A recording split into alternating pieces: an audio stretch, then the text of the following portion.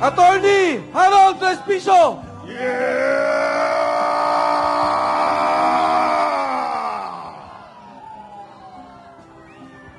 Bakit Ilocano dito ay kahit ko kayo mangeg? Meron ba mga Ilocano dito? Meron ba mga Ilocano dito? Ako si Atty. Harold Respicio. Totoong Ilocano. Kita nyo naman sa aking balat. At yung mga Ilocano dyan, nakikita ko kayo kahit madilim. Ngumiti nga kayo. Yan! Ang sabi nila, meron daw solid north. Ako na mismo ang nagsasabi sa inyo, ang solid north, narito na sa EDSA!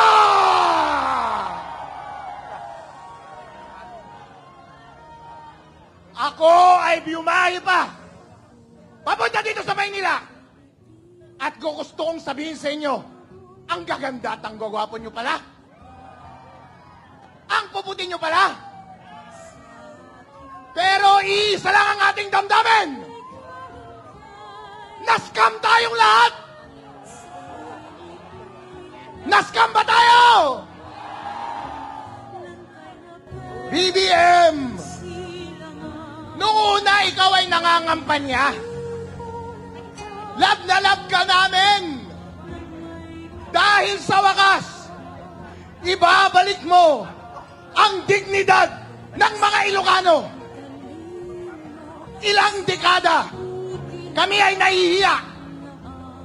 Dahil kapag sabihing Ilocano, sino ang maririnig mo na politiko na malakas na galing Norte? Marcos. At ilang mahabang panahon, kahihiyan ang aming dinadala. Kaya nung ikaw ay bumalik, binigyan mo kami ng pag-asa. Noon yun, nagbulag-bulagan kami kung anuman ang naging pagkukulang ng iyong pamilya. Hindi namin pinansin dahil inisip namin, siguro hindi niya nagagawin ito. Siguro hindi niya naman gagawin yung ginawa ng tatay niya. Eh medyo magaling magsalita nung una, hindi ba? Napaka-articulate. Kaya lahat ng mga Ilocano sumama sa kanya. Pero hindi natin nakilain. Sabi nga ni Amy kanina, nag-drugs ulit pala! Nako, idol! Kaya pala, pagkatapos mong manalo, hindi ka na namin narinig yung lakas ng iyong hila, ng lakas ng iyong politika. Biglang nawala nung ikaw ay umupo na. Sino ang aming nakikitang muka? Si Tambaluslos. Hindi yan ang sinuportahan namin. Lahat ng hinawakan nila, lahat ng ginawa nila, puro pagnanakaw. Anong nararamdaman namin? Eh di nakakahiya. Ano pa ang ginawa mo sa kapwa mo Ilocano? Ako Ilocano ako. Lahat ng nakikita kong pagkakamali ng iyong gobyerno, linalabas ko sa social media. Ano ang ginawa mo? Kinasuhan mo ako at pinakulong mo ako. O Kim ng Manong! Apay inaramid mo kanyak, DJ! Ba't ka ganon? Walang iya kayong lahat. Kaya ngayon lumalabas. Pinapaikot nila na hindi kasalanan ni Marcos, ni Bongbong Marcos.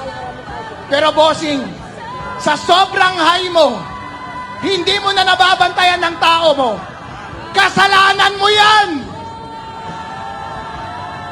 Kung hindi ka gumagawa ng trabaho mo, dapat pa ba siyang manatili sa pwesto? Hindi na!